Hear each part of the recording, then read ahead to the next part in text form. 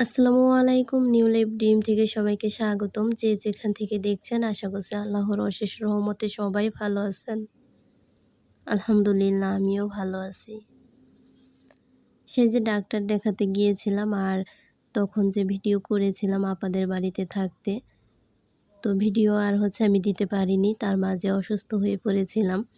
এখন কিছুটা আলহামদুলিল্লাহ ভালো আছি। তো ভাবছি যে একটু করে ভিডিও আপনাদের সাথে শেয়ার করি। অনেক ভিডিও জমা হয়েছে। যে যেখান থেকে দেখছেন আশা করছি ছোট্ট একটা লাইক দিয়ে ভিডিওটি কন্টিনিউ করবেন।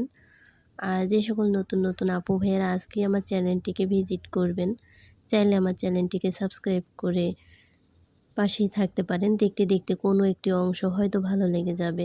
আমরা যতবারই আমার বড় বোনদের বাড়িতে আসি, ততবারই আসার পরে বৃষ্টির মধ্যে কেন যেন আটকা খেয়ে যাই। বুঝি না আসলে আমরাই কি বৃষ্টির ভিতরে আটকা খাই নাকি বৃষ্টি আমাদের দেখে আসে, কোনটা? যাই হোক, বৃষ্টির ভিতরে আপা আমাদের জন্য রান্নাবান্না করছে। সে পিঠা বানাবে, তো ওই জন্য ব্লেন্ডার করে তারপরে চালে গুঁড়ি করছে। আর এই তো গাছে দেখি কি অনেক কাঁঠাল পেকে আছে, কিন্তু খাওয়ার মতো মানুষ নেই। চারপাশটা কিন্তু ঘুরিয়ে আপনাদেরকে দেখালাম, আরও ভিডিওর মধ্যে দেখতে পারবেন।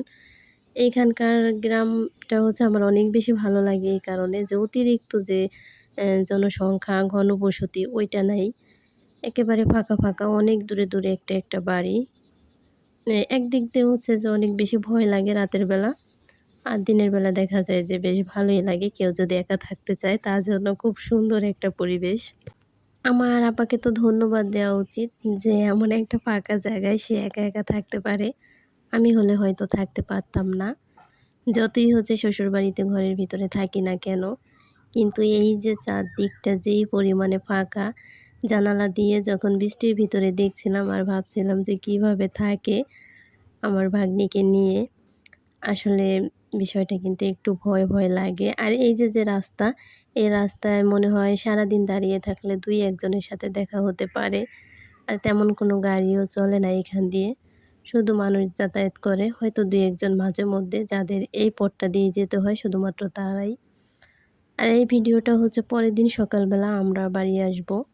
মানে চলে যাব। যেহেতু বাড়ি বসে ভয়ে দিচ্ছি ওই কারণে আসবোটাই চলে আসছে।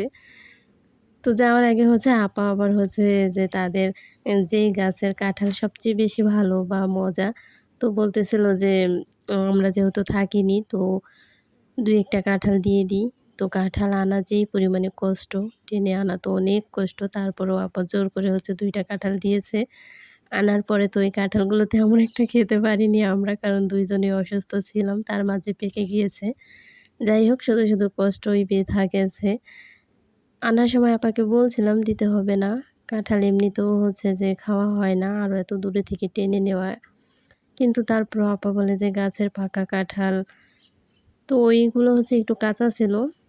তারপরে তো নিয়ে আসলাম। আর এখন এই যে ভিডিওটুকু দেখছেন, এইটা বাড়ির চারপাশটা। এত বেশি ভালো লাগে।